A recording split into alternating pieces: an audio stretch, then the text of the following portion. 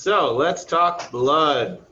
Really, what we're doing at this point is transitioning away from the muscles, talking muscular physiology. Right before this, really no reason other than just to kind of break things up for exam purposes, so I don't have a short exam and then a really huge exam. Um, the blood is a component of your cardiovascular system, where we will talk about the other parts of the cardiovascular system in the next unit. The three components of our cardiovascular system include, obviously, the blood, but also the heart and your blood vessels. Okay.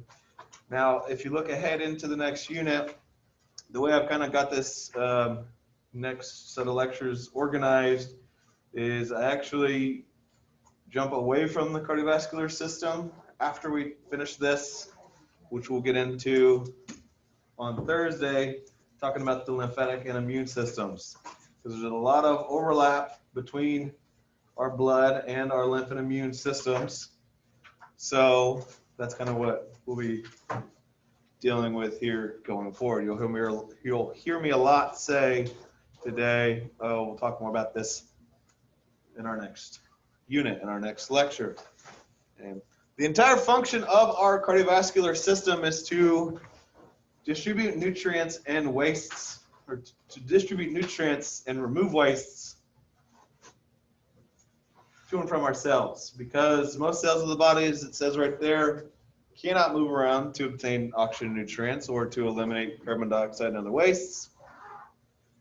Instead, these needs are met by two fluids, blood, and closely associated with blood are interstitial fluids. Blood is a liquid connective tissue composed of a liquid extracellular matrix called blood plasma that dissolves and suspends various cells and cell fragments. And then interstitial fluid is fluid that bathes our body cells, is constantly renewed by our blood, meaning that we're constantly seeing the circulation of fluids and stuff that's in our fluids, the water, coming into our blood from, our intestines when we drink fluids. And then that becomes blood plasma. Then when we move that blood plasma around, water and other substances have the ability to leave the blood, becoming interstitial fluid. Then it's brought into cells, becoming intracellular fluid. Then it leaves the cells, going back into the interstitial space, and then sometimes it goes back into the blood.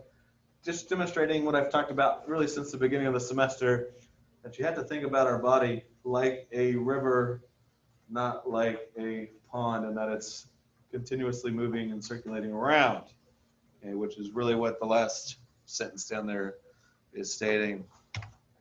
So I won't reread it.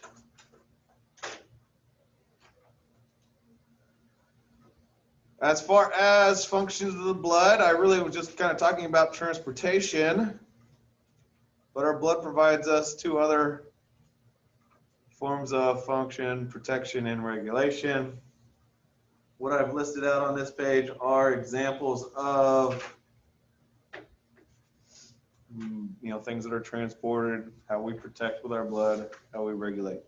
So transportation, I've already talked about this first one. Our blood carries oxygen from our lungs to all of our body's tissues, carries carbon dioxide from those tissues to the lungs. I just mentioned how we pick up nutrients from the digestive tract, like water, really, but when we talk nutrients, we're thinking more like carbohydrates and proteins and stuff like that. Metabolic wastes are carried to the kidneys to be filtered out and made into urine.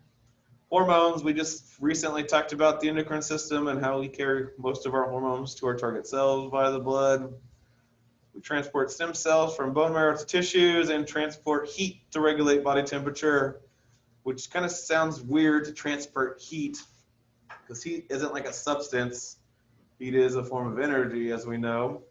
But within our blood, heat accumulates. And when we transfer our blood around, we carry that heat with it, which is something that relates to what we've been talking about all semester long, thinking back to when we first discussed feedback loops and how we regulate body temperature by either, shivering when we get cold or sweating when we get hot. We also transport blood based on what's happening externally to us. Thinking about like what color our face turns when we get really hot. It gets red, and that's because we are flushing the blood as close to the skin as possible so that the blood can be cooled by the sweat that we're producing and drooping on our skin, and to increase the ability to, lose heat through convection, like when we fan our face. That helps cool our blood internally. What happens to like your fingers and your toes when you get cold? They hurt, right? And they also turn pretty pale colored, because what we do when we get cold is the opposite. We decrease the flow of blood to those things.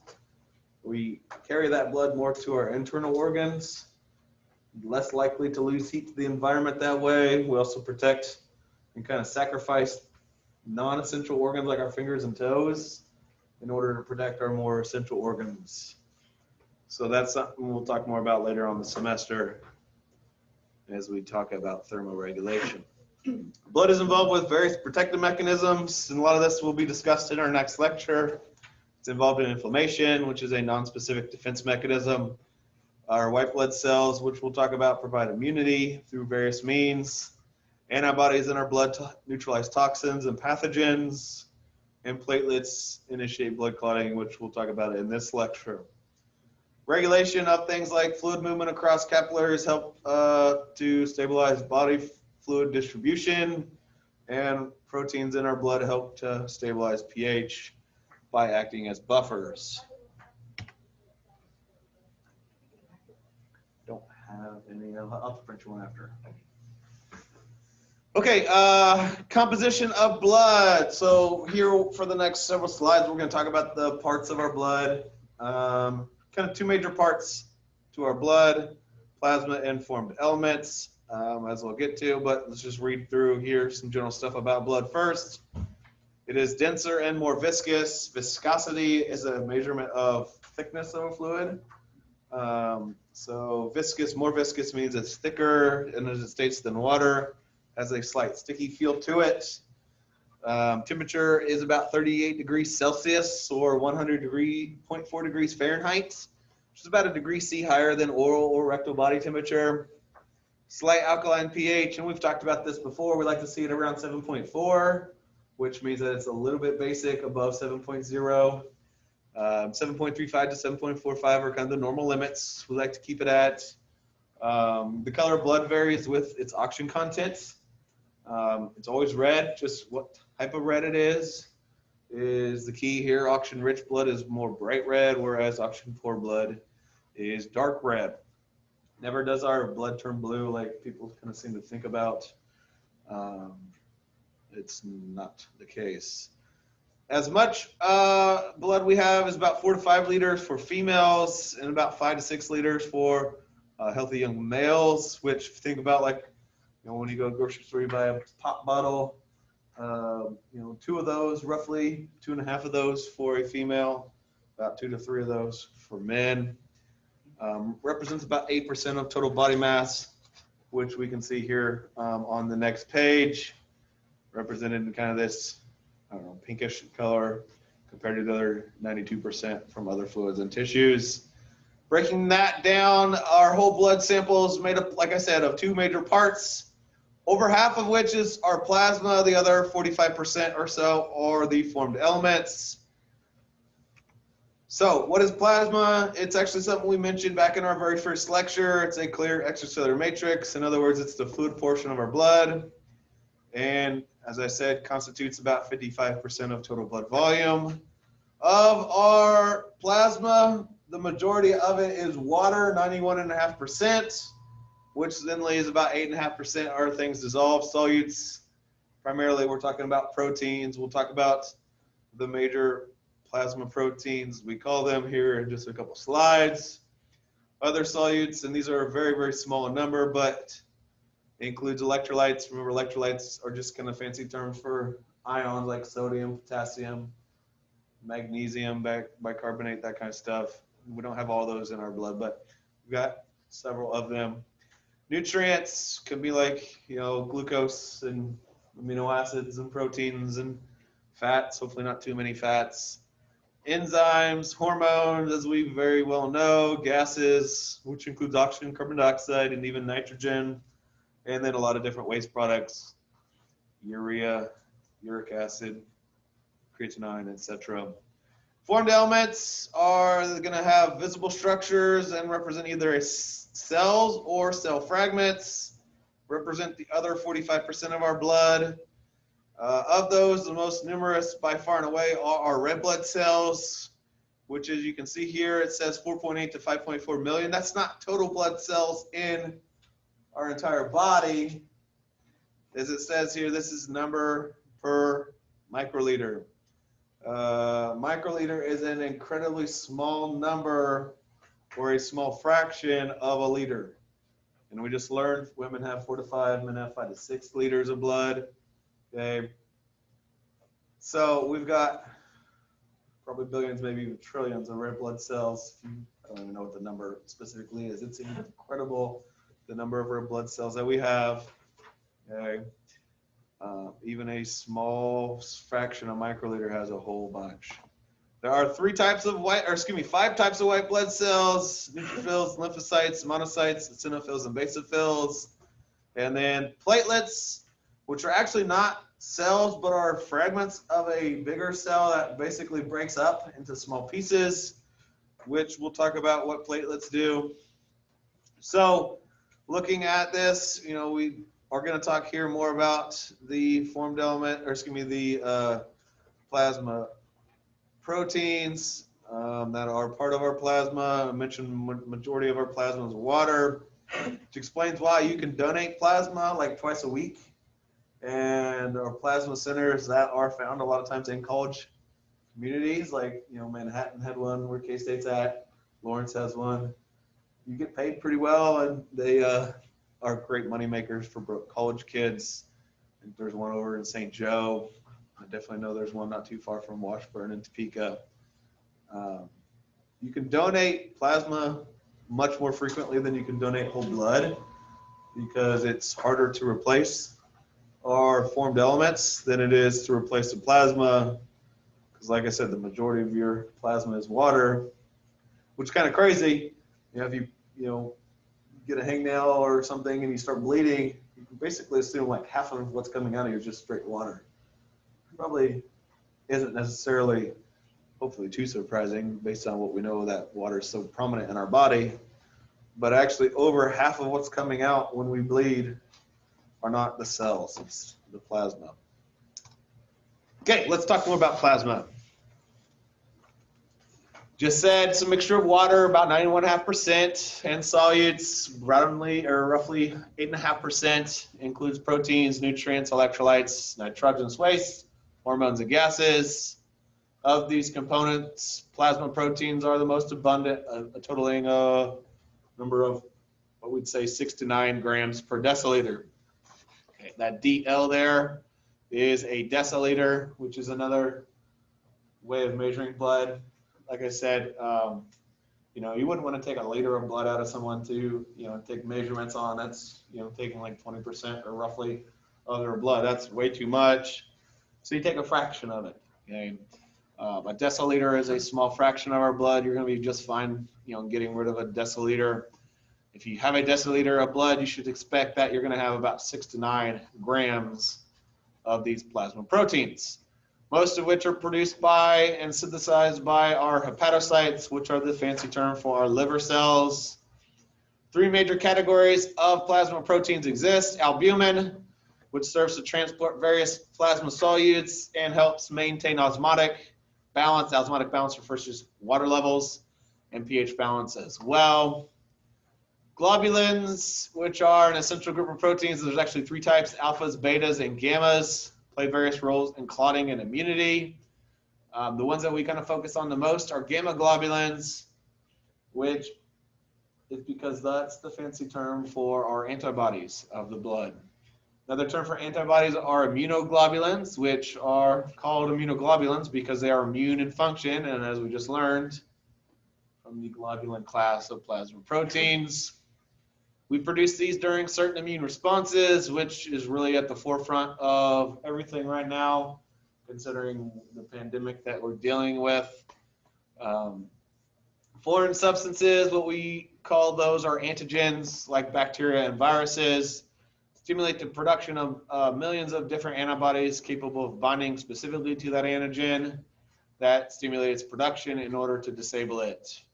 We'll get into, antibodies and antigens and all that wonderful stuff, like I said, in the next lecture, which is why I like to talk about the blood and the lymph and immune lectures right next to one another, because there's such an overlap.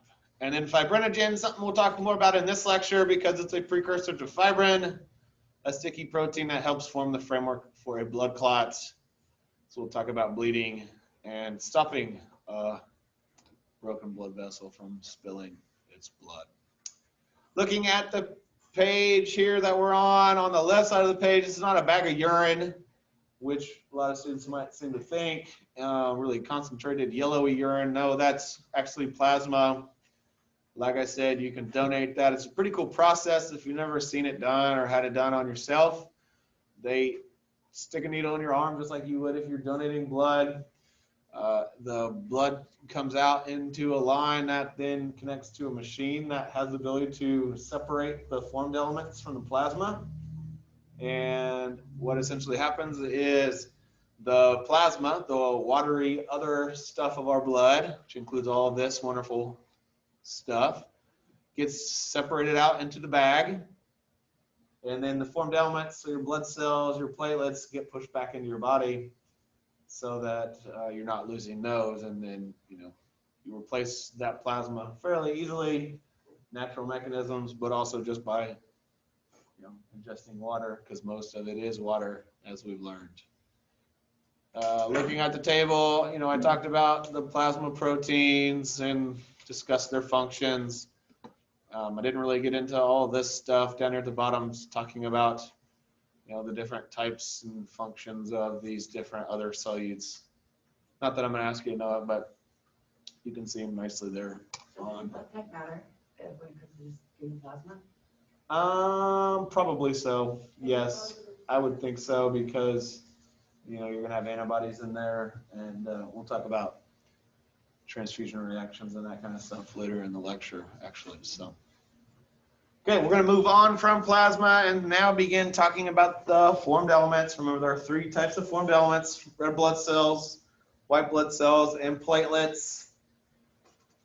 Before we start talking about them individually, I want to talk about how we produce them and why it's important. So, reading through, although some WBCs is short for white blood cells, have a lifetime measured in years, most formed elements of our blood only last hours, days, or even weeks, which means that we have to replace them continuously. The majority of our formed elements and their production is regulated by negative feedback, which means like if red blood cell numbers go low, we want to reverse that by making them go up. Okay, we know what negative feedback is, hopefully by this point in time. Since we regulate the number of red blood cells and platelets via negative feedback, that allows us to keep their numbers fairly steady, at least normally anyway. But with white blood cells, each of the five plays a specific role in immunity, meaning that, for some, they're more geared towards fighting off against viruses. Some are more towards bacteria. Others are geared towards more like fungi. And I could go on and on and on, which means that their numbers are going to go up and down, ebb and flow based on the condition of the body. If you are infected with a virus, the white blood cells that fight viruses are going to increase in number, okay? Which is a easy way to basically try to figure out what's wrong with the body. Something we'll talk about here in a little bit is what's called a white blood cell count, or a differential, as it's also known as. Now, regardless, whether we're producing red blood cells, white blood cells, or platelets, we call that production of blood cells hemopoiesis or hematopoiesis. Both those terms mean the same thing, and it begins before we're born, way early in fetal development in what's called the yolk sac, way before we have any organs. Once we have developed some organs, It continues in our liver, our spleen, the thymus, and the lymph nodes. Most importantly is our red bone marrow, as it states, and I would highlight this because it becomes the primary site of hematopoiesis just before birth. And definitely know this, it continues as a source of our blood cells throughout our life. In other words, as we approach birth and for the rest of our lives after, our red bone marrow is where we're producing blood cells, along with some other cells. Red bone marrow is not something we've really discussed in this class, but it's a highly vascularized, so it receives a very heavy doses of blood. A lot of blood vessels are found within our bone marrow.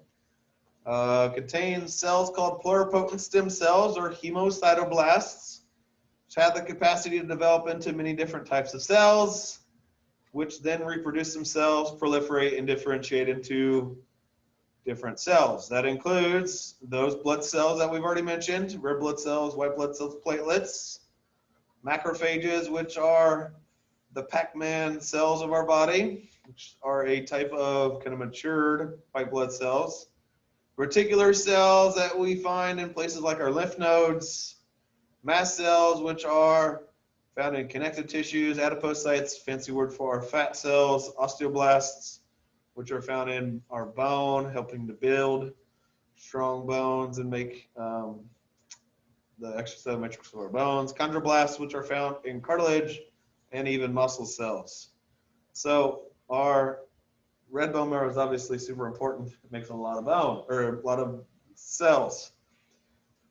Now, once those blood cells are produced in the marrow, they enter our bloodstream through what we call sinusoids, which are capillaries that have these just giant, large holes or sinuses in them, look like Swiss cheese. And we'll talk about and show those in anatomy here in just a few weeks for those of you who are in that class.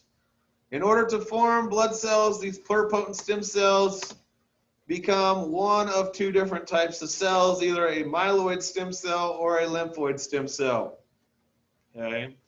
Now, myeloid stem cells end up producing the majority of our blood cells. As you can see, there's some steps involved before we get there, but from the original myeloid stem cell, we can produce erythrocytes, that's a fancy word for our red blood cells, platelets, eosinophils, basophils, neutrophils, and monocytes, which these four right here are 4 out of 5 of our white blood cells. The 3 cells over here on the right originate as lymphoid stem cells, and these are all a form of what we call a lymphocyte, the 5th type of white blood cell. Okay, B lymphocytes, T lymphocytes, and I wish they were called natural killer lymphocytes, but they're not, because they are a lymphocyte, but these are all lymphocytes. As I mentioned, those are the 5th white blood cell of our total 5. So it's kind of easy, hopefully anyway. Lymphoid stem cells end up becoming lymphocytes. Myeloid stem cells become any of these, any of the rest. Okay. Now to get there, some of the myeloid stem cells differentiate into progenitor cells, while others develop into precursor cells. Progenitor cells are going to give rise to more specific elements of the blood. Precursor cells that end with the suffix blasts develop into the actual formed elements of our blood after several cell divisions, like a proerythroblast or a megakaryoblast shown here. As far as the information goes, you're not going to have to know this figure or anything like that. You're not going to have to know every specific thing in here. I would definitely want you to know myeloid stem cells give rise to all the blood cells except for our lymphocytes, because lymphocytes are originating as lymphoid stem cells. So make sure you know these bullets really well. Make sure, once again, you know red bone marrows. Very important, because that's where we produce our blood cells throughout our life. Once it takes over sometime in kind of late pregnancy. Does it go into what each cell is, what it does or what it's for? I'm not going to, that's way too complicated. Now we will talk hear about megakaryocytes. We'll talk a little bit about reticulocytes because we're going to talk about the life cycle of red blood cells, how we form platelets. But as far as getting into too much specifics, I'm not going to do that. Okay, let's talk about red blood cells now. Fancy term for those are erythrocytes, which have two principal functions. These are the oxygen carriers of our blood, delivering oxygen from our lungs where we pick up that oxygen to the tissues. Carbon dioxide is also carried by our red blood cells from our tissues to the lungs to be exhaled out. Here on the next page, we show what a erythrocyte or red blood cell looks like. To me, it always kind of looks like a donut that's been, pushed in. It's caved in. It doesn't have the hole punched all the way through it like a donut would. Very small cells. And the reason that they have this indented shape is because they actually don't even have a nucleus anymore. If I go back to this illustration showing you just before developing into erythrocytes, a reticulocyte ejects its nucleus. Okay, and that's going to increase its ability to store inside of it hemoglobin. About 33% of the cytoplasm of an erythrocyte is this protein called hemoglobin. In fact, each red blood cell has about 280 million hemoglobin molecules, which is an incredible number. This is the molecule that allows us to transport oxygen and carbon dioxide. Now, thinking back to our last lecture, which we were talking about this on, was it Thursday or Tuesday? I don't remember, but we talked about myoglobin. Myoglobin was the protein in our muscles that we said helps bind with oxygen, and thus is very important for ultimately making ATP in our muscle cells. Hemoglobin, myoglobin, I always, kind of say they're like cousins, and they both are involved with bonding oxygen. About 98% of the oxygen that's carried in our blood is bonded to hemoglobin. It's much more involved with carrying oxygen than it is carbon dioxide, although it does, as it states right there, it does help carry oxygen, but it's only going to carry about 23% of our total CO2 in our blood. Hemoglobin also plays a role in regulating blood flow and blood pressure, which relates to a hormone we've just briefly mentioned before called nitric oxide, a gaseous hormone, NO is its abbreviation. Not produced by red blood cells, but produced by endothelial cells that are going to line the inside of our blood vessels. But nitric oxide binds to hemoglobin, and under certain conditions or circumstances, we release nitric oxide from hemoglobin, which causes vasodilation of blood vessels, making blood vessels more open, and that's how we can regulate blood flow and blood pressure. And this is something we'll talk more about here when we get into our blood vessels lecture, where we kind of talk about blood flow and blood pressure. In addition to hemoglobin, we have an enzyme, which is a protein called carbonic anhydrase in our red blood cells that catalyze reactions joining carbon dioxide and water, forming an acid called carbonic acid, which then dissociates and forms bicarbonate ions, which, as it states there at the bottom, are very essential for maintaining normal blood pH levels. So red blood cells contribute to maintaining normal blood pH. Let's talk a little bit more about hemoglobin. Hemoglobin is made up of exactly what its name states, heme and globin.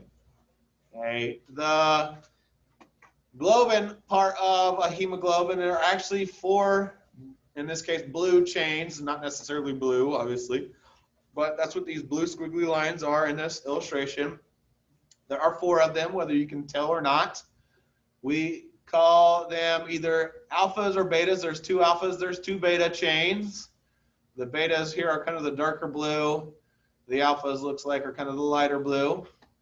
Associated with each of those four chains is, to me, it always kind of looks like a flying saucer in our illustration.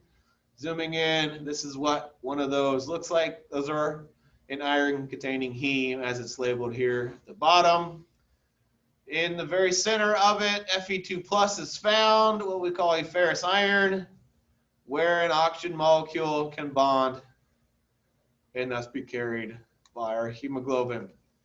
One oxygen molecule bonds here, which means that since we've got 4 hemes per hemoglobin, each hemoglobin molecule can transport 4 oxygen molecules. I would highlight that phrase, super important. And if I go back to this page, we could take that number 4 times 280 million molecules to tell you that we carry a heck of a lot of oxygen, or have the capability to carry a heck of a lot of oxygen per red blood cell. And then if we took that number and multiplied it by this number, which once again is just a small fraction of the number of red blood cells that we have, just reemphasizes how amazingly capable we are of carrying oxygen in our blood. Like I said, hemoglobin is much more involved with carrying oxygen, but it does carry about 23% of our total carbon dioxide that circulates in our blood. We'll talk more about carrying oxygen, carrying carbon dioxide in our respiratory system lecture here in a few weeks. So if you have like low iron, then that means you have less ability to have less oxygen in your blood then? It can contribute to that, absolutely. And we're going to talk about what that condition is called. Most people would say what? Anemia. But it is not 100% an accurate way of describing it, because you don't have to be deficient in iron to be anemic, although the most common form of anemia is iron deficiency. So it's chicken or the egg, which we'll get to. But you're on the right path, pretty good. Okay, let's talk about the life cycle of red blood cells. I promised we would. It's about 120 days, which was 4 months. And that's, not a relatively long period of time, and it's because red blood cells undergo a lot of wear and tear as they squeeze through our blood capillaries. Blood capillaries a lot of times are about the same width across as a red blood cell, and red blood cells are not good at, waiting patiently and going in a single file direction through a capillary. It'd be like, if this door that we use to come in and out of the room, if the door frame was about the same width as we are, and all of us tried to enter and exit the room at the same time, and we weren't going to be nice and polite, we're going to push on each other, we're going to beat each other up, right?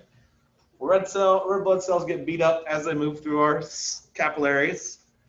And as we mentioned, they don't have a nucleus, and they don't have a lot of those other organelles, which affects their ability to repair themselves. In fact, they really don't repair themselves very well. So they get fragile as they age, and then are more likely to burst as they squeeze through the narrow channels in our spleen. So we remove those worn out ones and destroy them by phagocytic macrophages, which means that we engulf them and digest them like a Pac-Man does with each of the little dots and the Pac-Man game. We have these, and this takes place in our spleen and liver. And what we do is we break down and recycle the parts of hemoglobin that we just talked about. The globin that we just mentioned was a protein. And as we know, proteins are made up of amino acids, which we then can release and, use to make other new proteins, whether it's a new globin or not, doesn't really matter. But we take those amino acids and we can use them other places in the body. The heme is broken apart. We remove the iron from the heme and recycle it. We take the rest of the heme and we end up getting it out of our body altogether because it's not good for us.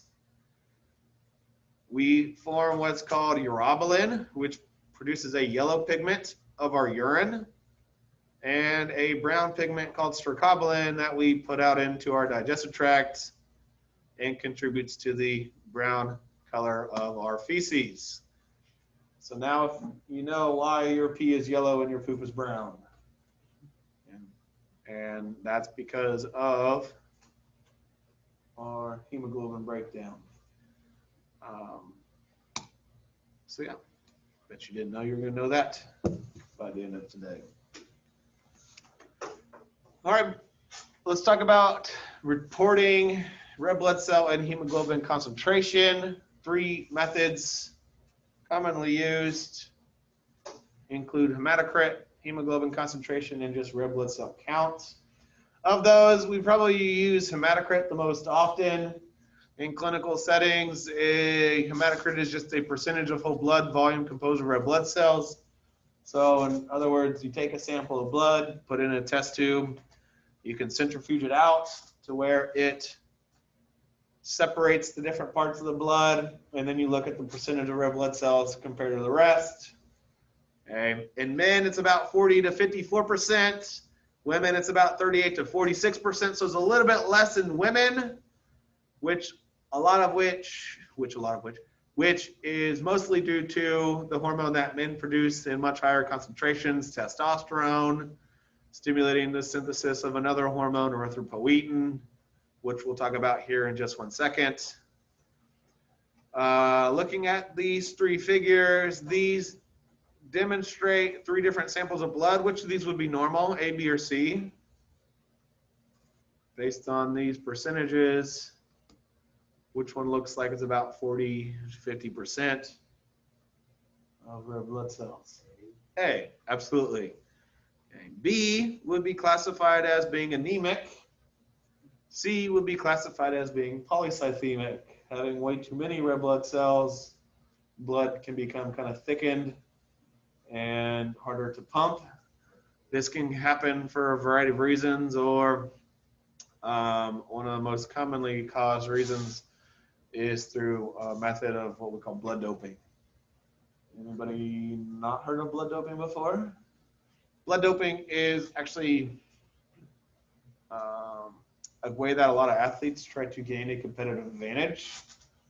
It is a kind of crazy process. I don't know how somebody kind of figured it out, but what they do is they remove amount of blood, I don't know how much, and they store that blood several weeks in advance of a competition. And then the body naturally reproduces the stuff that's in the blood, the red blood cells, platelets, all that wonderful stuff. And then just before the competition, they take that bag of blood that they have been storing and then they dump it right back into their body, which means they've got more red blood cells. And as we just learned, red blood cells carry oxygen. And what we just learned in our last lecture is that more oxygen means more ATP, which means more energy for our muscles to contract. They run faster, jump higher, whatever. They have a better ability to win the race. Common in like endurance athletes, it's banned. You know, they test blood of like Olympic athletes all the time, before, after races, that kind of stuff, to see if their blood is way off and abnormal. It's also super dangerous. It can increase your chances of a heart attack for sure. Yes, sir. How do they consume it? Like, how do they get it back into their body? They don't know, like they're drinking or anything. They would have to inject it. They'd have to like do an IV of it. They just IV their own blood into themselves. Yeah. So there's also synthetic EPO. I'll talk about that here in just a second. All right. The second one there, hemoglobin concentration, is a mass of hemoglobin per volume of whole blood. We see that G/DL again, grams per deciliter. We'll talk more about hemoglobin and its role once again, specifically to carrying oxygen. We like to see that about 15 grams, so 12 to 18 is kind of normal values. And then just the count of red blood cells per volume is RBC count, 4.2 to 6.2 million red blood cells per microliter, which we've already kind of mentioned. Okay, so I've already talked a little bit about erythropoietin. This is a hormone that stimulates erythropoiesis, which is the fancy term to describe red blood cell production, and is as we've talked about already, something that we do based on negative feedback. This is why we've got a negative feedback loop. Negative feedback loop shown here over on the right.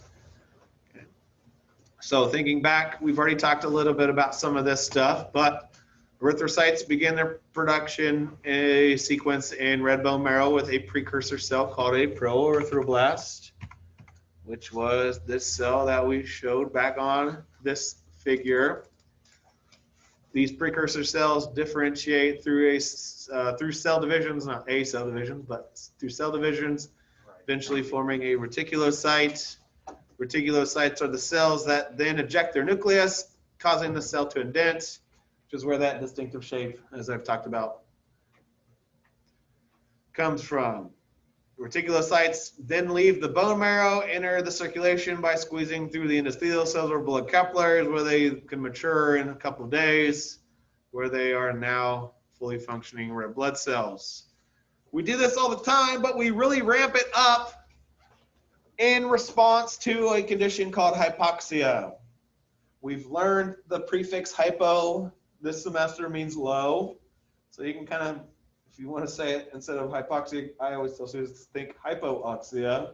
Just means low oxygen content in our cells.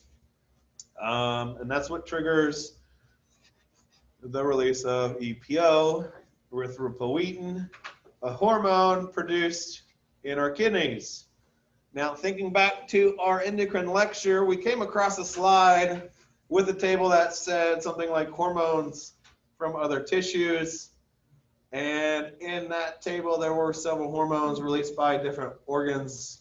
EPO was one of them. And I said, you know, there will be points in the semester where I'll say, refer back to this point in time, and I'll say, here we are, you know, this is an example of that time, a new hormone for us to know.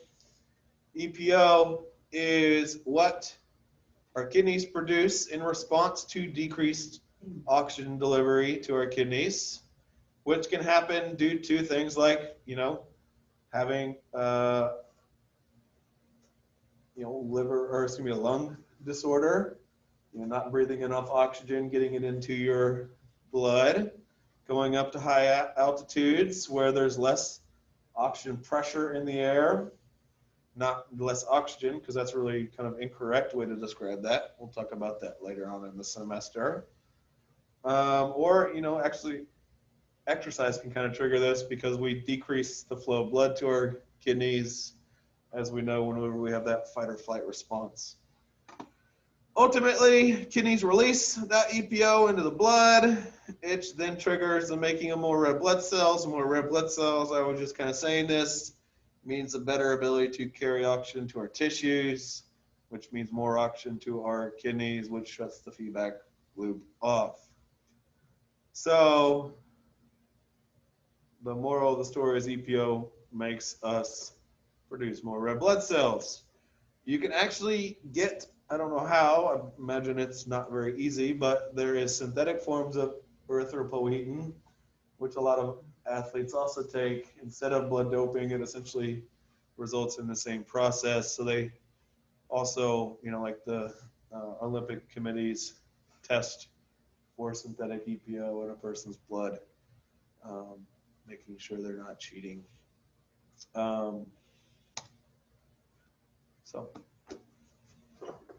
Okay, let's talk about leukocytes, the fancy term for our white blood cells, which are going to be the formed elements of our blood that provide protection against infectious microorganisms and other pathogens. White blood cells differ from red blood cells in that they retain their organelles throughout their life and therefore show a much more complex internal structure. In other words, they have a nucleus and all those other organelles that we've talked about before. And there's two types of white blood cells, and we basically categorize them based on what they look like when you take them out of the body and you stain them and look at them under a microscope. They either appear kind of grainy in color, they have little speckles. We call those the granulocytes. I always tell students think granulocytes, they look grainy. Or the agranulocytes, remember A at the beginning of the word means the opposite or not, so they don't appear grainy. The granulocytes include what we call, or I always say, the fills. And that's because they all end the same way. Eosinophils, basophils, neutrophils, with fills at the end.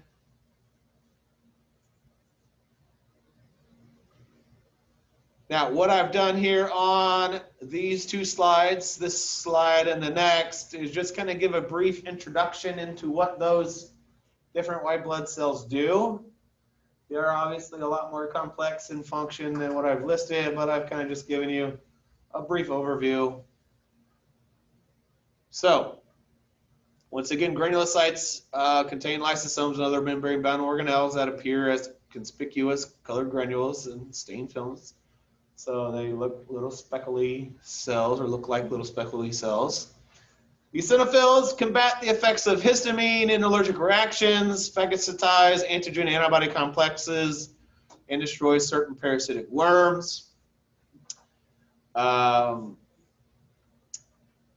also have the capacity to leave capillaries and intertissue fluid, which I don't know why I even put in there because, you know, the other white blood cells do the same thing. Basophils liberate, and that means release, several chemicals, heparin, histamine, serotonin, in allergic reactions that intensify an overall inflammatory response. We'll talk more about them in what we call mast cells, which I've already mentioned just briefly before, connective tissue cells, in that they both release substances involved in inflammation. And we'll talk more about really all of these in our next lecture, where we are getting into immunity and inflammation. We'll talk allergies and those, and so on, and so forth. Neutrophils, I would definitely highlight the fact that they are the first leukocytes to arrive at an infection site, so I say that they're the first responders. And I would also highlight the fact that they are capable of performing phagocytosis, meaning that they are one of two major phagocytes. Phagocytes are cells that can engulf, you know, pathogens, viruses, bacteria, toxins, etc., and digest them. That's because inside of neutrophils, they have several chemicals that destroy pathogens, lysozyme, strong oxidants, defensins. Talk about all those chemicals here in our upcoming lecture. Okay, so those were the fills, which leaves us the cytes, lymphocytes and monocytes, which are the two agranulocytes, meaning that they are not grainy because their granules are scarce or absent. Definitely highlight and know that lymphocytes are the major soldiers of our immune system and vary in their size, not so much that part, but that they're major soldiers. We'll talk a lot about these guys in our next lecture. There are three types. I've already mentioned this: T lymphocytes, B lymphocytes, natural killer cells. But going back to size, difference in size between small and large lymphocytes is unclear, but the distinction is still clinically useful because when you have an increase in large lymphocytes, it's a diagnostic significance in acute viral infections and some immunodeficiency diseases. Okay, T lymphocytes, or short for that is T cells, attack viruses, fungi, transplanted cells, cancer cells, some bacteria, which is all great for the most part, except they are also kind of a little too good at their jobs in some cases, can cause transfusion reactions, allergies, which are always annoying, and rejecting transplanted organs. Like, you know, if you have a kidney transplant, you have to take immunosuppressive drugs for a while because your immune system finds that, you know, those organs or that organ that was given to you, it's a foreign organ, and our T cells don't like foreign things. So the T cells don't know that it's helping us, so they destroy it. And that's why sometimes a person has to have a transplant more than once. B lymphocytes, or B cells, particularly are effective in destroying bacteria and inactivating their toxins. We'll talk more about B lymphocytes because they, it's not directly, but they produce plasma cells, which end up producing our antibodies. So B cells ultimately produce our antibodies that then inactivate toxins and bacteria and that kind of stuff. Natural killer cells, which have a fun, cool name, that always sound like a spy or something like that, attack a wide variety of infectious microbes and certain spontaneously arising tumor cells. And then monocytes travel in our blood into the tissues where they then enlarge and differentiate into macrophages, which we've mentioned several different points in this semester. Macrophages are Pac-Man cells of the body. There's two types, fixed and wandering, exactly what they sound like, wandering, wander, going to places of infection or trauma. Fixed are going to stay where they're at. Although they take longer to reach a site of infection than neutrophils, they arrive in larger numbers and destroy more microbes. And it really doesn't say it anywhere, so I would write this down. But macrophages are our second major phagocyte. The other major phagocyte were neutrophils. So you need to, if you need to, you can write out that our two major phagocytes are neutrophils and macrophages. Because there's a good chance I'll ask you that on the exam.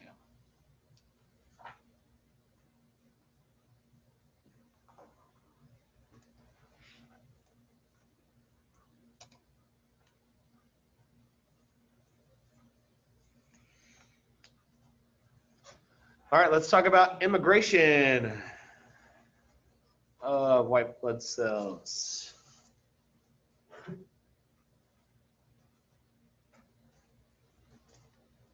Okay, reading through our skin and mucous membranes of the body. So, our skin, the inside of our mouth, inside of our nose, etc. Those are continuously being exposed to microbes and their toxins, which makes sense. They are, connected to the outside world. Right now, we're all wearing masks to try to limit the exposure that we have to microbes and toxins in our oral and nasal cavities, but still, they're still subject to being exposed. Some of these are able to invade deeper tissues, causing diseases. In order to combat these microbes and toxins, our white blood cells have the ability to leave our bloodstream and collect at sites of pathogen invasion or inflammation in a process we call immigration, and in which they roll along endothelial cells that line our blood vessels and then stick to it, where they then can squeeze between the endothelial cells, which are the cells that form our capillaries, squeeze through and get out of our blood altogether, which is very cool. Now, this is a very unique, cool thing because we want our internal parts of our capillaries and blood vessels to be like a nonstick pan, meaning that they don't allow things to congregate. Because if stuff sticks to the inside lining of our blood vessels, we can have a clot occurring. And we don't want necessarily a clot forming unless we have a broken blood vessel, which we'll get into talking about that here in a minute. But white blood cells kind of have the ability to do it anyway. So they aren't a perfect non-stick coating on the inside. White blood cells can stick to them. Where then things like our neutrophils and macrophages that we just talked about can go through phagocytosis, process where they ingest bacteria and dispose of dead matter. Several different chemicals released by microbes and inflamed tissues help attract those phagocytes in a process called chemotaxis. So you guys know that I love analogies. Chemotaxis, I always kind of use this analogy to explain how it works. So my beautiful, lovely wife loves to make tasty treats, brownies and cookies and that kind of stuff on weekends. And the great thing is I love to eat those types of things. So, when she's doing that, a lot of times I'll be in, living room or downstairs, watching a game or something or playing with the boys. But as soon as that stuff starts to bake, the wonderful aromas of delicious cookies and brownies and that kind of stuff starts to circulate throughout the house. And as soon as I get a whiff of it, it's inevitable. Me and the boys are headed straight to the kitchen. I'm chemically attracted to those delicious treats, just like white blood cells are chemically attracted to areas of infection. When we damage our tissues, or when we have toxins and bacteria in our body, chemicals are released into the blood, that our white blood cells can almost like taste or almost like smell. And they are chemically attracted to those areas. That's what chemotaxis is.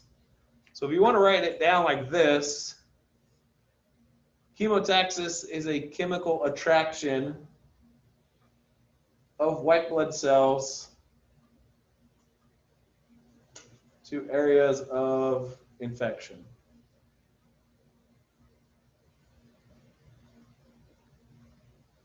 Kind of an easy way to think of it. It's a chemical attraction of white blood cells to areas of infection.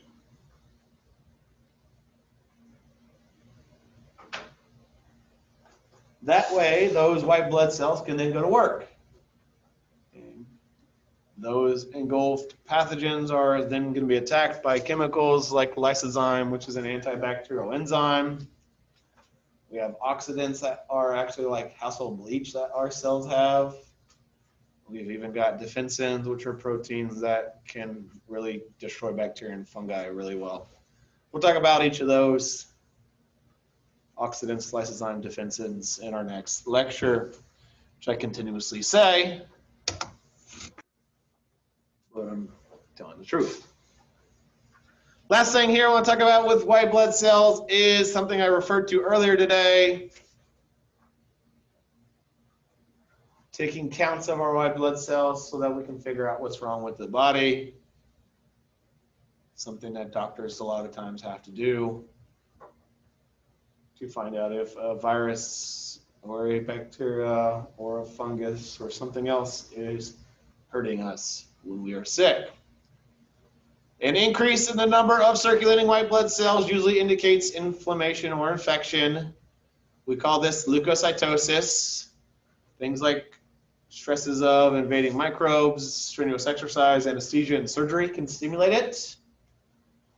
If you ever watch TV show House, which I've talked about before, you know, they're always trying to figure out whether it's a virus or a bacteria or something else trying to, you know, or hurting that person. There's almost in every episode a point where they say, let's order a differential or get a differential count. They're talking about what I have listed there as a differential white blood cell count, where they take a sample of blood and then they just literally count up the different types of white blood cells to determine what's wrong with the body, which could indicate, you know, poisoning by chemicals or drugs, maybe to monitor a blood disorder like leukemia, look at what's going on to the body through chemotherapy, detect allergic reactions, parasitic infections. Because, for example, if you have a high number of neutrophils, it might be indicative that a bacteria is invading the body. Whereas if you have a lot of monocytes in your blood, it's a viral or fungal infection. Now, what you'll never want is a low count of white blood cells called leukopenia, which is never beneficial, meaning that your immune system is impaired. But it does happen in response to things like radiation, shock, chemotherapy, you know, pregnancy, ovulation, stress. Those all can cause different things. I didn't list them all out. I just kind of chose a few. Not that you're going to have to know this table by any means.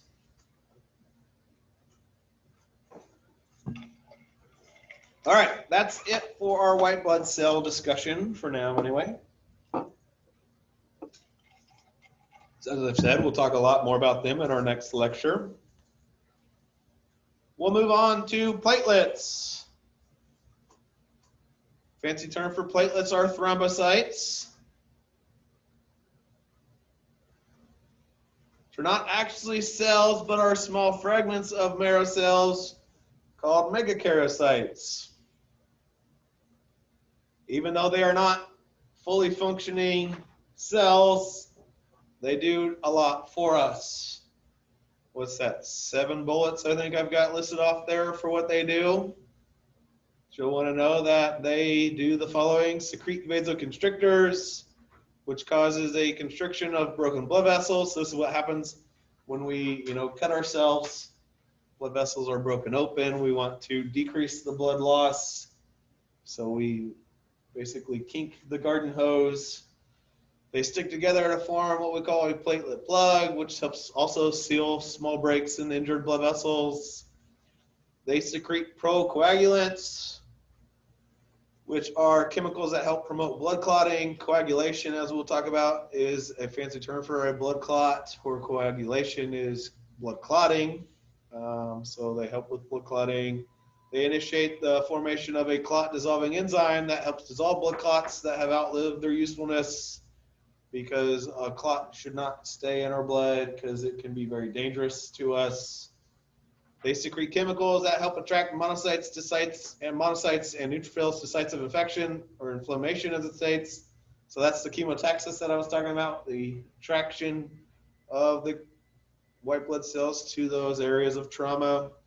They actually can phagocytize and destroy bacteria, and they secrete growth factors to stimulate mitosis and fibroblasts and smooth muscle, which helps repair our broken blood vessels.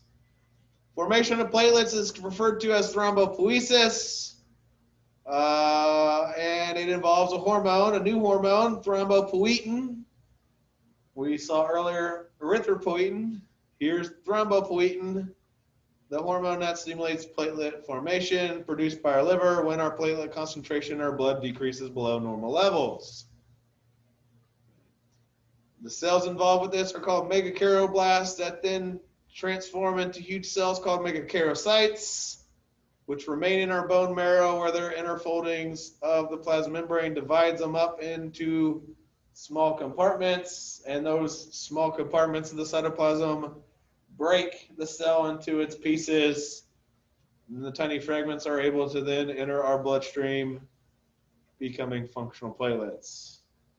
Platelets only last about a week, 5 to 9 days, where they then have to be removed by macrophages in our spleen and liver. Okay, so those are the formed elements of the blood. Here's a table just kind of summarizing them out, starting with red blood cells all the way down to platelets, listing off numbers and characteristics, but more importantly, functions, all of which we really kind of talked about. So I will move on.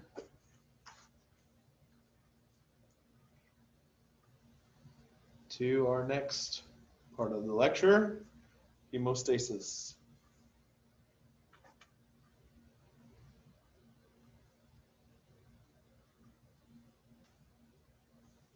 Okay, hemostasis is a sequence of responses that stops bleeding. So this is our body's response to a broken blood vessel. When a blood vessel becomes damaged, our hemostatic response must be quick. It must be localized to the region of damage and carefully controlled in order to be effective. There are 3 components or 3 mechanisms to help us reduce our blood loss. The first is called vascular spasm. I don't have a figure for that. I have a figure for platelet plug formation, which actually is this 3 figures here, and then at the bottom is actually coagulation clot formation, as it's labeled there. But going back, talking about the first step is vascular spasm, which is a prompt vasoconstriction or tightening of a broken blood vessel to prevent that immediate blood loss. I said earlier, it's like kicking a garden hose. Tissue damage can stimulate the smooth muscle of our vascular bed, meaning the smooth muscle that's found in our capillaries and blood vessels, causing them to contract in an attempt to decrease blood flow, which can last for several minutes to several hours. Okay. A platelet plug formation happens because when our blood vessels get broken, the inner wall, what we call the endothelium of our blood vessel, with its coating of prostacyclin, is no longer going to repel stuff like I was talking about earlier. I said earlier, like, we have a kind of non-stick coating to our blood vessels, but when a blood vessel gets broken, collagen fibers that make up blood vessels become exposed. And that's what we are showing is going to be right here. It says right there, exposed collagen fibers in the damaged blood vessel wall give a place for the platelets to stick. And so platelets start to stick together, which step 2 is showing you how we release various chemicals that help kind of promote more platelets coming to that area, ultimately forming a platelet plug that may reduce or stop. Key here is minor bleeding. Okay. This always reminds me, and I always use this kind of analogy. You see it in movies and cartoons, like when there's a pipe that's broken in someone's house and there's a drip, they put a piece of bubble gum over it, right? It's a short-term solution, but is it, bing, bang, bam, I'm done? I would hope not, right? Because, that's not going to be a permanent end. Here's where we are going to get to the point where we're really sealing things up, but still, this isn't permanent either. Let's talk about the chemicals that help promote hemostasis and help get those platelets to that area. ADP, which we've talked about a lot this semester, adenosine diphosphate attracts more platelets to the area. Serotonin helps with causing vascular spasm, vasoconstrictor. And thromboxane A2 helps promote platelet aggregation and vasoconstriction, so it kind of does exactly what these two together do. So it helps form the platelet plug, but also to constrict the blood vessel altogether.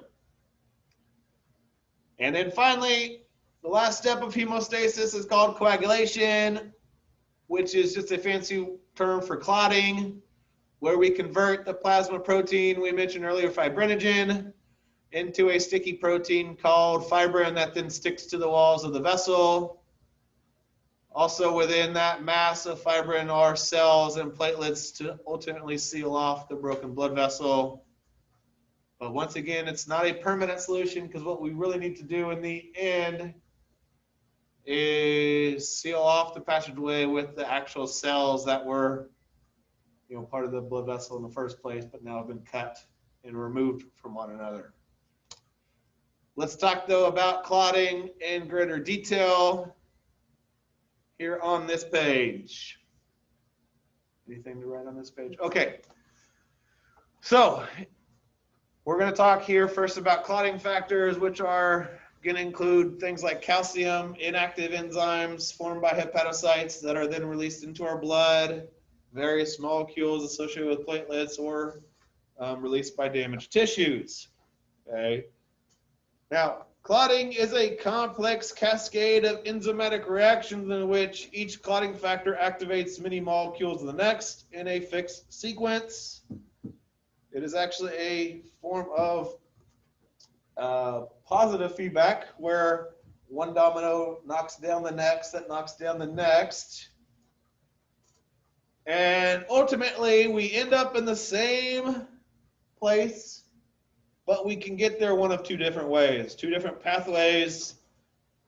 We have listed here as the extrinsic mechanism and the intrinsic mechanism. Over here in the figure, they're listed as pathways. Same thing. The extrinsic mechanism or extrinsic pathway is initiated by clotting factors released by damaged blood vessels and or perivascular tissue, which is tissue in close proximity and outside the vessel, where ultimately we trigger the formation of an enzyme called prothrombinase. Intrinsic mechanisms use clotting factors found in or in direct contact with the blood itself. So the difference really is where it all begins, whether we use the extrinsic or the intrinsic pathway.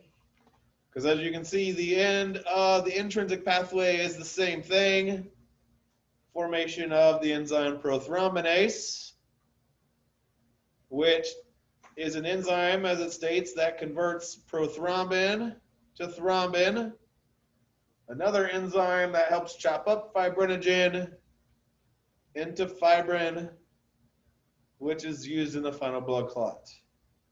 So like I said, it is a super complex series of events Happens one of two different ways, but is it any different in the end? No, because we end up prothrombinase, thrombin, and fibrin the exact same way. It's just how we get there that's a little bit different.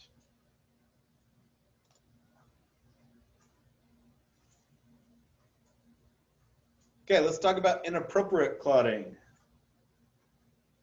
Or really kind of a good way to say it would be more improper clotting. I've talked about this quite a bit already this afternoon, but a typical normal blood vessel has this platelet repulsion that I've mentioned, the ability of its smooth process cycling coated endothelial cells that line our blood vessels, preventing platelet aggregation.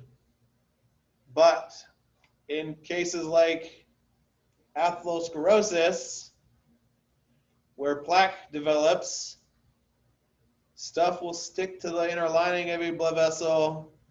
Look what happens to the amount of blood flow that's going to occur through that blood vessel here versus this one here. And obviously, a lot less blood can flow through here. And eventually, if enough plaque and stuff builds up, the entire blood vessel becomes occluded or shut off, which happens when a person has things like a stroke, if it happens in their brain, or a heart attack if it happens in their coronary arteries. Now, people take antithrombins, which are substances to delay, suppress, or prevent blood clotting by basically exactly what it sounds like. Antithrombins are antithrombin in that they prevent thrombin or inactivating it, preventing it from converting fibrinogen to fibrin. Heparin is an anticoagulant produced by mast cells and basophils. You can actually get synthetic heparin, and a lot of times people take this or they're given this when they are going through surgery, because they don't want blood clots occurring when they're cutting into the body and doing repairs. I mean, people have been told that aspirin is a blood thinner before. I've heard that phrase. A blood thinner is not something that actually makes your blood more watery or thinner, as it sounds like. Blood thinners are just antithrombins, meaning that they are less likely to cause your blood to clot. At low doses, aspirin inhibits vasoconstriction and platelet aggregation by inhibiting or blocking the synthesis of thromboxane A2. So aspirin actually kind of stops both of these two processes of hemostasis, hemostasis, almost said homeostasis. So that's why it's a blood thinner, to use air quotes, not because it makes your blood thinner as in more watery, but that it reduces a blood clot opportunity, thus reducing the chance of a thrombus formation. Speaking of a thrombus, we see here on this page, a thrombus is just a fancy term for a clot, which I'll talk about in 1 second. But first, let's talk about hemophilia. Hemophilia is a deficiency of any of those clotting factors which would prevent a coagulation cascade, meaning somebody that suffers from hemophilia is at risk for the extreme blood loss that could ultimately cause them to die. Now, hemophilia is not a very common disease. It's not a disease that you just catch like a cold or something like that. It's genetic. Actually, it is typically inherited in men and given to them by a mom that doesn't even know she carries a factor for it. It was actually super common, and I think it's, if you go back quite a few years, I think it was the Russian royal family, because back then they liked to keep the bloodlines pure in that particular culture. meaning that they were mating with close family and not outside. And when you are mating in the same family, you're sharing the same genetics, and if somebody has, a trait like that, it can become much more common than if you are, spreading your genes around with other people. But still, it does happen. It's a lot less common in women because women have to inherit 2X chromosomes with it, whereas men, since we only have one, and a lot of times mom is just a carrier. She doesn't even know she has it. All genetic stuff that I'm not going to get into, but that's hemophilia. Thrombosis is the abnormal clotting of blood vessels of blood in an unbroken blood vessel. Obviously not a good thing. It's called a thrombosis because a thrombus, as I've already stated, is a fancy term for a clot, which can go very large and may obstruct blood flow. Shown here is what we can have happen when a blood clot breaks free and becomes an embolus, where it then travels in our bloodstream, where it can then get lodged in small arteries and block blood flow, which can be very, very deadly. You ever heard of a pulmonary embolism before? You hear about that in like doctor movies and shows. And that's what happens when it lodges up in our lungs. Very, very dangerous, but I don't know, fairly common. One of the big things they avoid or try to avoid after surgery, and that's the reason why people have to wear like TED hose, and they'll put them on those machines that kind of like squeeze on their legs, is to prevent blood clots from forming, because ultimately that does cause people to die from fairly routine procedures. Not commonly, but it does happen for sure. Okay, switching gears here. The next several slides are dedicated to talking about blood types, which is very important for doctors and clinicians to have an understanding of blood types. So let's talk about blood typing and why that's important. Obviously, it's very important when a person has a transfusion, because not all blood types are able to be transfused to one another. And it's all related to plasma proteins and erythrocytes, or the red blood cells that have our plasma protein, that have what we call antigens. Now, I've already used the term antigen here today, and I said we'd talk more about antigens in our next lecture. But antigens are complex molecules, which includes proteins, glycoproteins, and glycolipids, that are genetically unique to each individual cell, found on the surface of those cells, and enable our body to distinguish our cells, our own cells, from foreign cells and foreign matter. Our red blood cells have antigens. So do viruses and bacteria and toxins and that kind of stuff. There's a lot of times we just call those things antigens. Antibodies are another thing we've talked about here this afternoon. Are proteins that bind to antigens and mark them, or the cells that carry them, for destruction. What we do is we form an antigen-antibody complex, making it a recognizable threat that our immune system can then destroy. Now, if you receive a blood transfusion, what you do not want happening is what's called agglutination, a process where an antibody molecule binds two or more antigens, forming one of those large antigen-antibody complexes. In other words, the red blood cells end up becoming clumped together, which can cause basically a clot to form in your blood, like what's shown here when a person with type B blood receives type A blood as a donation. It all relates to what we call agglutinogens and agglutinins. Agglutinogens are the antigens on the surface of our red blood cells. Agglutinins are the antibodies dissolved in our circulating plasma. Notice here under where it says type B, it says anti-A. Anti-A refers to the agglutinids, the antibodies. The names of our blood represent the agglutinogens that they have, meaning type A has agglutinogen A, type B has agglutinogen B, which leads me to talking about this page, what we call the ABO blood group.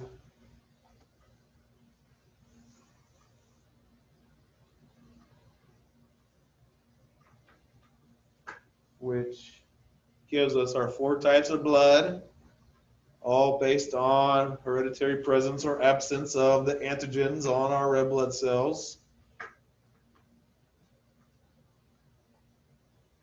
Now, the name of the blood tells you which antigen it has, or which antigens it does not have, which is the case for type O. Type A has antigen A, type B has antigen B, type AB has both antigen A and B, and type O, think type 0, it has 0 or no antigens.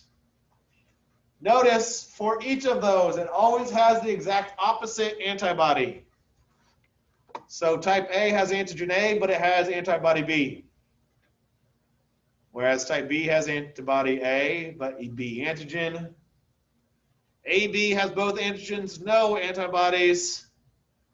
Type O, no antigens, but both antibodies. And that's because if you have B antigens and B antibodies, those two can interact, forming a antigen-antibody complex causing agglutination. We never want the antigens and antibodies matching up. There will be multiple questions on your exam related to blood typing, I can guarantee you that.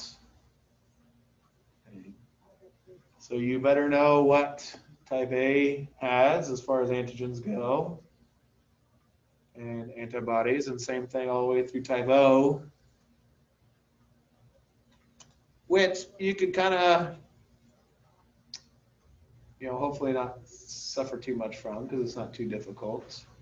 I will probably also ask you questions as far as who can receive what type of blood and who the universal donor and who the universal recipient are. Now, I wish we had an actual in-person lab we could do this, because I've done it in the past and it's always fun. I've done it where we've actually done finger pricks and tested it with these chemicals. I've also just done it with synthetic blood where we don't actually have to, poke our fingers. But these tests are very important, and that's why, this is one of the first things they're going to do on a baby. In fact, they test mom and a lot of times test dad before baby's even born. But looking at our table down here at the bottom, we can show who can receive what type of blood. Okay, first thing I say at the top, why is a person with type AB considered the universal recipient? Because the bottom column there, bottom row I should say, type AB with the antigens A and B and no antibodies has no problem receiving any of the blood. Any type of blood can be given to somebody with type AB blood. You can always receive your own type, and you can always receive type O, which, as you can see, the donor type O, these 4 illustrations right here show no clumping, no agglutination.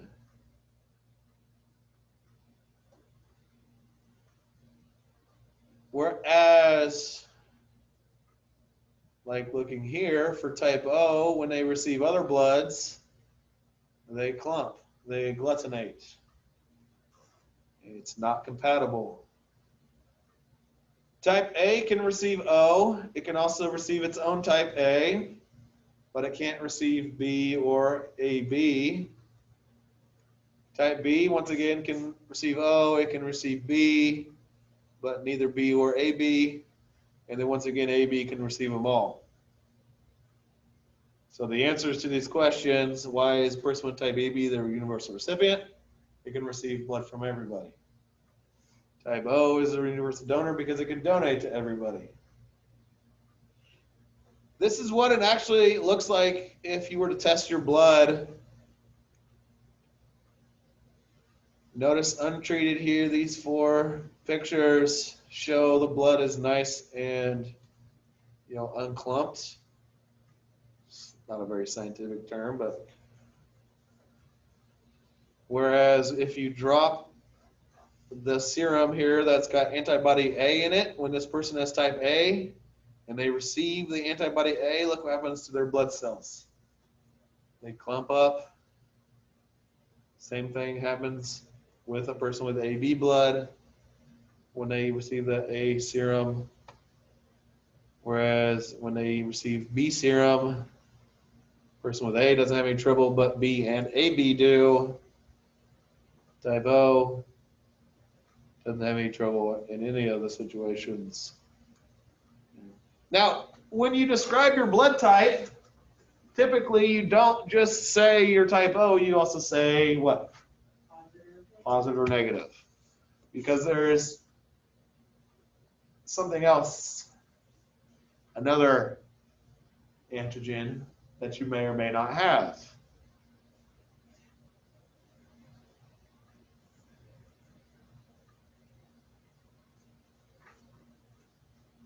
If you are described as positive blood, it's because you have an Rh antigen to go along with possibly another antigen. Meaning, like if you're A positive, we already said A has the A antigen. The positive tells you that you also have an Rh antigen.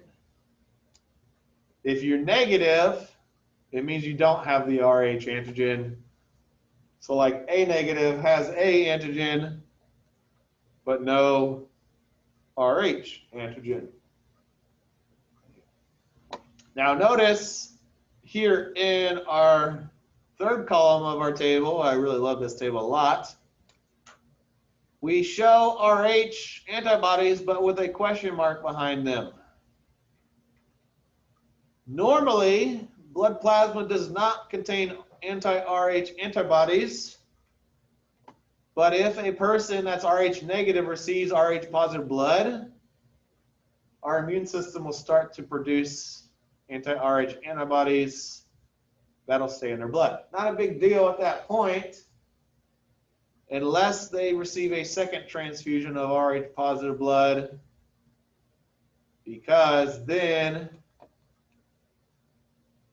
the previously formed anti-Rh antibodies will cause agglutination and hemolysis, a fancy word for rupture of our blood cells, in their donated blood. So the body rejects that donated blood. Now, to prevent this, I don't know this for a fact, but my guess is if you're Rh negative, I'm not going to give you Rh positive blood unless it's like, dire straits. They don't have any access to anything else. Last ditch effort. Now, one thing to keep in mind is this is all genetic.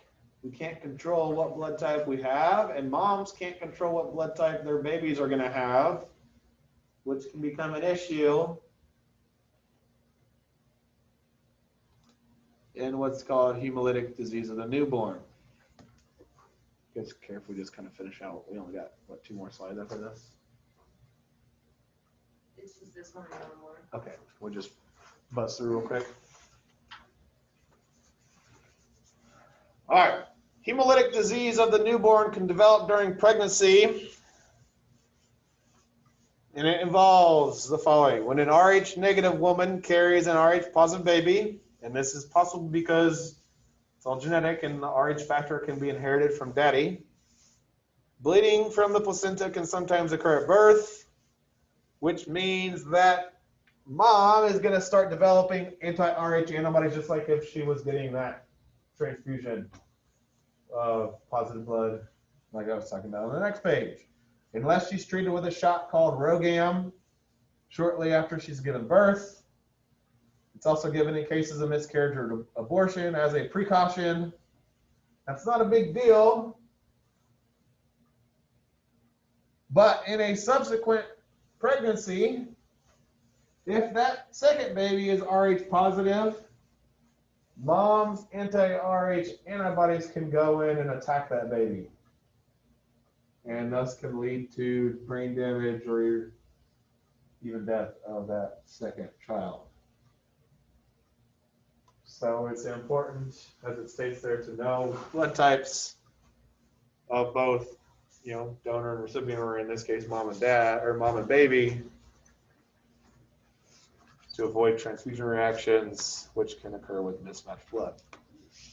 What you'll definitely want to know, if I go back to this page, this table is really kind of an easy way to help study. Don't worry about the last column. I don't care about the percents of the population. But there will be questions. Like I said, I'll ask you, which blood type has the Rh factor and the A antigen? Or, what antigens does somebody with AB positive blood have? What antibodies does somebody that's O negative have? Does that make sense? So remember, you always have the antigen for whatever the blood type is. A has A antigen, and it always has the opposite antibody. All right, last slide here, blood disorders. Promised earlier in the lecture, I had mentioned anemia, a fairly commonly used term, also fairly commonly misused. Because most of the time people say anemia just means low iron. And it's really, truly not necessarily the case. The true definition and what anemia is a condition in which the oxygen carrying capacity of our blood is reduced, which can be a result of a reduced number of red blood cells or a decreased amount of hemoglobin in our blood. Now, you can be iron reduced. That causes you to be anemic, but you don't have to have reduced iron to be anemic. Does that make sense? The most common form of anemia is actually iron deficiency anemia. Results from inadequate absorption of iron, excessive loss of iron, increased iron requirement, or insufficient intake of iron. But you can also have anemia from things like a hemorrhage. Hemorrhage is a fancy word for blood loss, so like bleeding. Because if you have less red blood cells in your blood, you are reduced in your ability to carry oxygen. There's other forms of anemia. Just chose kind of two very prominent ones. Sickle cell anemia happens, which I've listed off down there at the bottom about sickle cell. Sickle cell disease is a disorder in which the red blood cells of an individual contain HbS, which is an abnormal kind of hemoglobin, resulting in a bending of red blood cells into a sickle shape, making them more susceptible to rupture, leading to anemia. What population typically suffers from sickle cell disease? Typically, it's African Americans. And it actually relates to genetics, and actually a lot of it is related to a disease called malaria. It happens over in Africa, where actually there's two things as far as hemoglobin goes. You inherit one from mom, one from dad, HbA, HbS. If you have just one of the S's, you have a trait, which actually makes you resistant to malaria, where if you're in Africa, you're more likely to survive because malaria can kill people. If you have two S's, then you're going to have this sickle cell disease for sure. So it's kind of good in one thing, but bad in the other. But let's talk polycythemia. Polycythemia is high percentage of red blood cells in whole blood. causing that viscosity to go up, increasing resistance to flow, and making blood more difficult for the heart to pump. Can contribute to high blood pressure and increase the risk of stroke. Happens like during blood doping, using synthetic EPO, abnormal increases in red blood cell production, tissue hypoxia, dehydration. And then the last thing, leukemia, which there are many types like Hodgkin's, non-Hodgkin's, etc. Group of red bone marrow cancers in which there's abnormal white blood cells multiply uncontrollably, oftentimes resulting in the formation of tumors, places like our lymph nodes, liver, and spleen. So, all right, that wraps us up with blood